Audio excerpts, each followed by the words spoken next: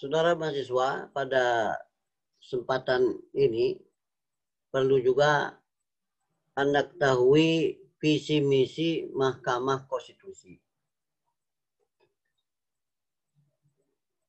Visinya adalah tegaknya konstitusi dalam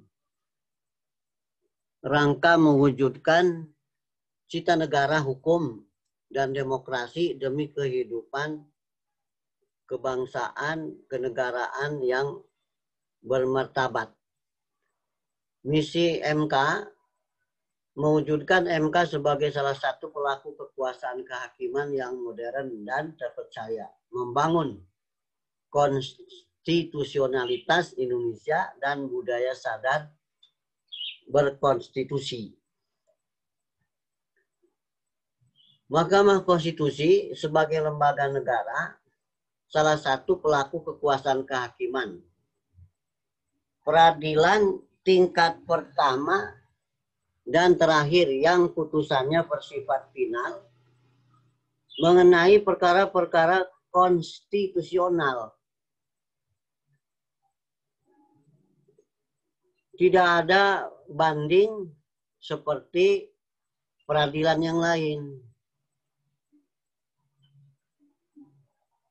Pemutus pendapat DPR mengenai dugaan pelanggaran oleh Presiden, Wakil Presiden menurut Undang-Undang Dasar 1945.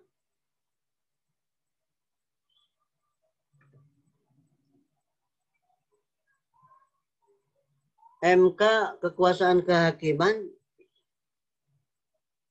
kekuasaan yang merdeka untuk menjalankan peradilan. Tidak bisa diintervensi oleh lembaga negara yang lain guna menegakkan hukum dan keadilan. Pelaku Mahkamah Agung dan peradilan di bawahnya. Mahkamah Konstitusi dalam menjalankan peradilan terkait dengan fungsi badan-badan yang lain. Dasar hukum MK, pasal 24, kekuasaan kehakiman. Bisa Anda lihat nanti Undang-Undang Nomor 4. Ya. Kaitan dengan kekuasaan kehakiman. Kemudian pasal 24C ayat 1 sampai 6 Undang-Undang Dasar NRI 1945, Undang-Undang Nomor 24, Undang-Undang Nomor 8, ini mengulangi saja sebagai dasar hukum. Undang-Undang Nomor 4 tahun 2014 tentang penetapan Perpu Nomor 1 tahun 2013 tentang perubahan kedua atas Undang-Undang Nomor 24 tahun 2003 tentang Mahkamah Konstitusi menjadi undang-undang. Kedudukan MK salah satu lembaga negara pelaku kekuasaan kehakiman yang merdeka, penegak hukum dan penegak keadilan.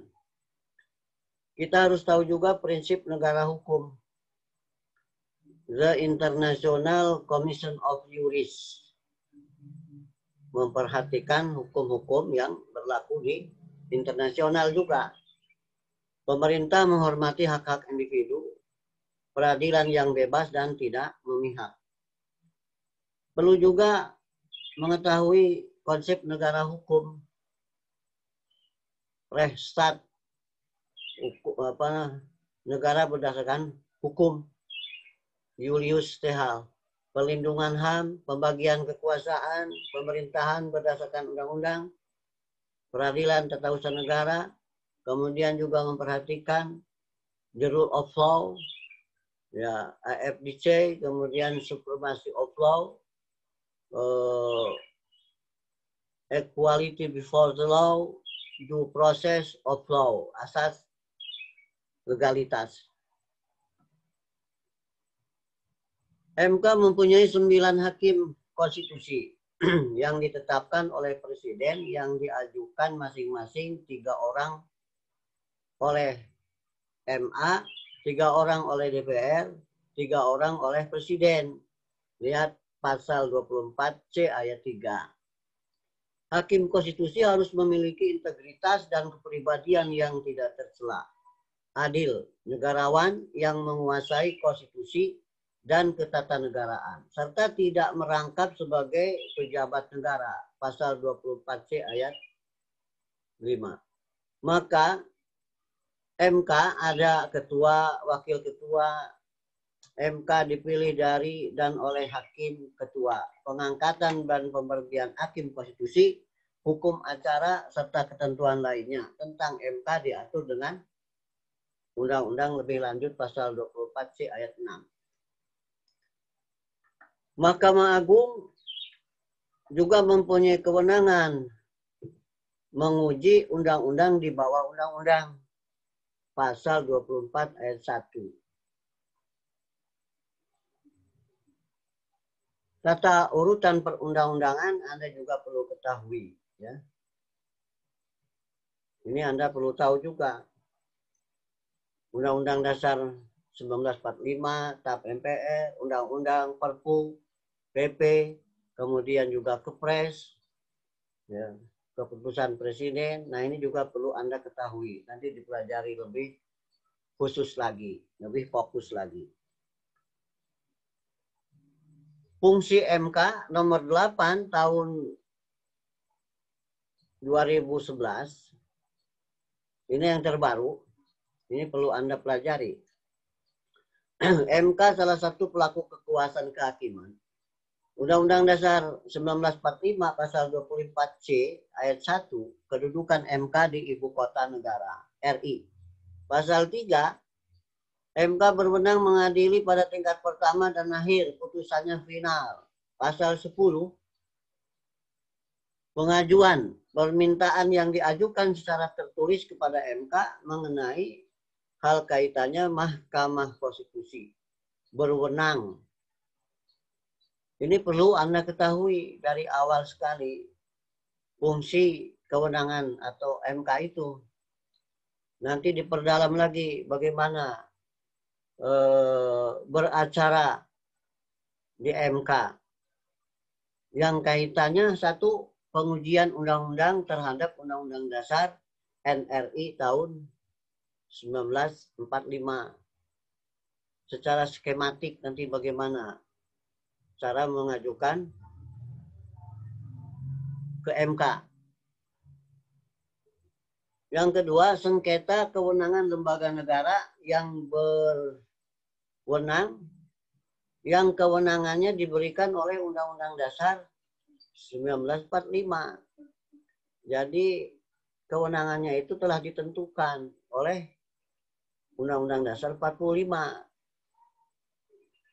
Lembaga-lembaga negara. Nanti akan dijelaskan juga bagaimana lembaga-lembaga negara yang lain seperti KPU, ya, BI dan sebagainya. Nah, itu tidak termasuk, ya, tidak termasuk di kewenangan ini. Kemudian yang ketiga, pembubaran partai politik. Ini penting juga Anda ketahui bagaimana beracara ke MK untuk membubarkan partai politik. Partai politik yang bagaimana yang bisa dibubarkan oleh MK itu. Nanti dipelajari lebih dalam. Bisa jadi partai itu bertentangan dengan ideologi negara, Pancasila, Undang-Undang Dasar 45, kekerasan, teroris, dan lain sebagainya. Nah, ini bisa jadi.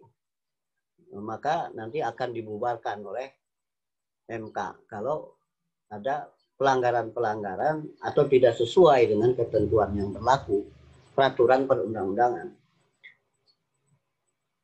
4, perselisihan tentang hasil pemilu.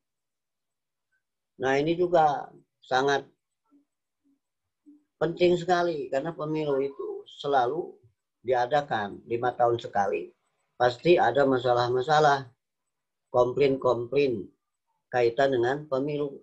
Pemilu pilpres, pilkada, provinsi, bupati, kabupaten, kota, termasuk juga pendapat DPR presiden dan wakil presiden, pelanggaran hukum, pengkhianatan terhadap negara, misalnya korupsi, penyuapan, tindak pidana,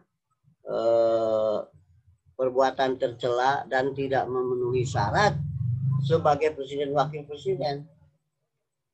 Nah, ini juga yang keenam, Ius Curyanovic menolak memeriksa, mengadili, memutuskan alasan hukum belum jelas. Artinya MK ini tetap harus memutus, ya, harus memutuskan putusan kalau ada yang mengajukan.